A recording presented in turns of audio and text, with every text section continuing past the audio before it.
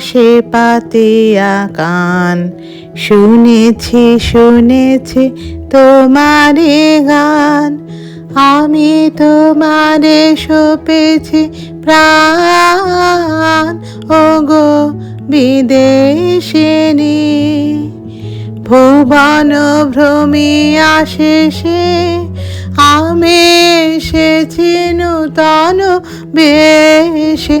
আমি অতিথি তোমারি দ্বারে, ওগো বিদেশিনী।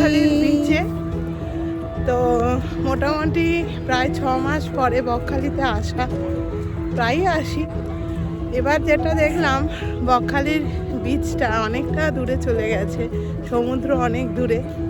আগে যেমন একটা ছোটোখাটো খাল মতো জলাশয় পেরিয়ে তারপরে সমুদ্রের কাছে আসতে হতো, সেটা এখন আর করতে হয়নি।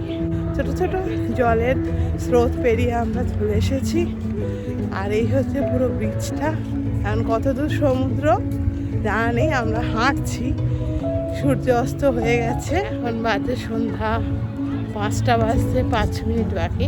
অনেক পথ হেঁটে এলাম, এখনো সমুদ্রের কিনারা পাইনি।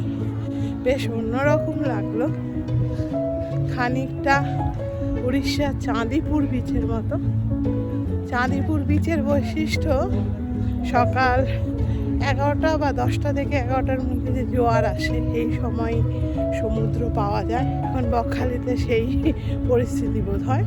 আজকে থাকবো না, আজকে জাস্ট দুপুরবেলা 12টার সময় বেরোনো, ভাত খেয়ে একটু রিফ্রেশিং ট্যুরে আমরা সবাই মিলে 4 জনে বেরিয়েছি। এখানে পৌঁছালাম 4:30। আরও তাড়াতাড়ি পৌঁছানো যেত, কিন্তু আমরা ডায়মন্ড হারবারে হল্ট করলাম। তারপরে আর একটা জায়গায় চাটা খেলাম, খেয়ে আমরা ধীরে ধীরে এগিয়ে এসেছি।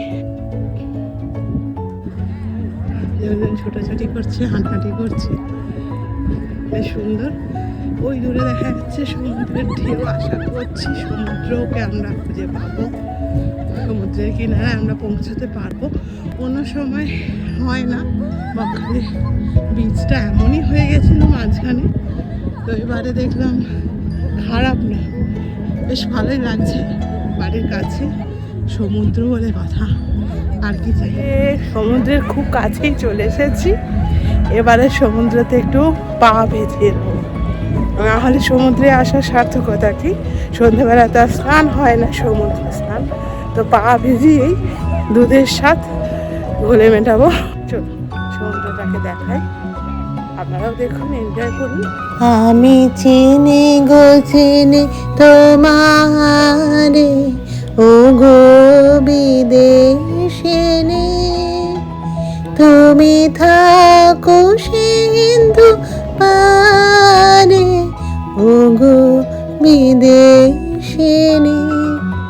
পেছনে বাঁশি বাজছে, এই জায়গাটায় জলে পরিপূর্ণ হয়ে যাবে, তাই আমরা সমুদ্রের কিনারা থেকে এগিয়ে যাচ্ছি বসার জায়গায়। সন্ধ্যাবেলা একটু বসবো, মাছ ভাজা খাবো, খেয়ে তারপর বাড়ি যাবো।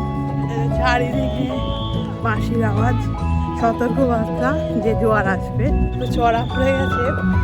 এই বকখালি পশ্চিমবঙ্গের দক্ষিণ 24 পরগনার অবস্থিত সুন্দরবনের কাছে একটি ছোট্ট বদ্বীপ। এখানে লোক সংখ্যা আগে খুবই কম ছিল, এখন তুলনামূলক অনেকটাই বেড়েছে।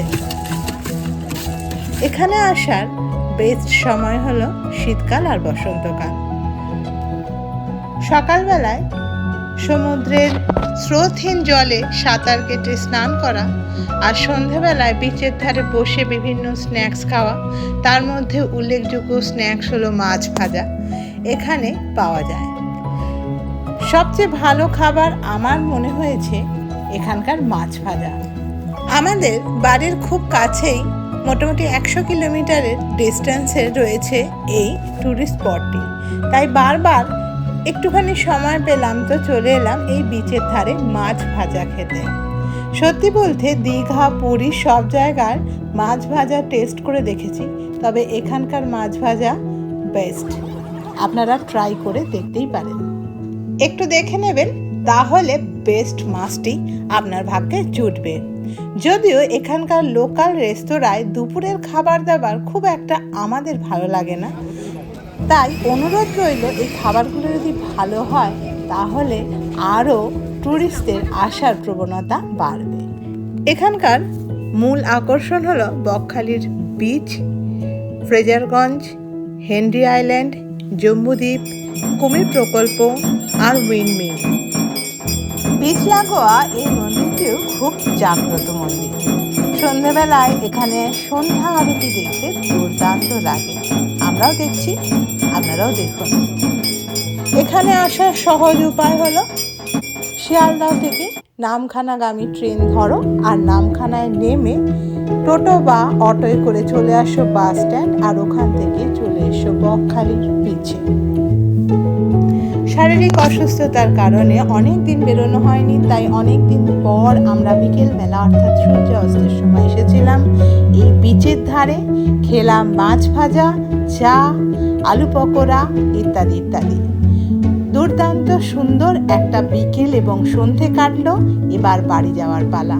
সবাইকে বিদায়। খুব ভালো থাকুন, সুস্থ থাকুন। খুব তাড়াতাড়ি দেখা হবে নতুন আর একটি গল্পের সাথে।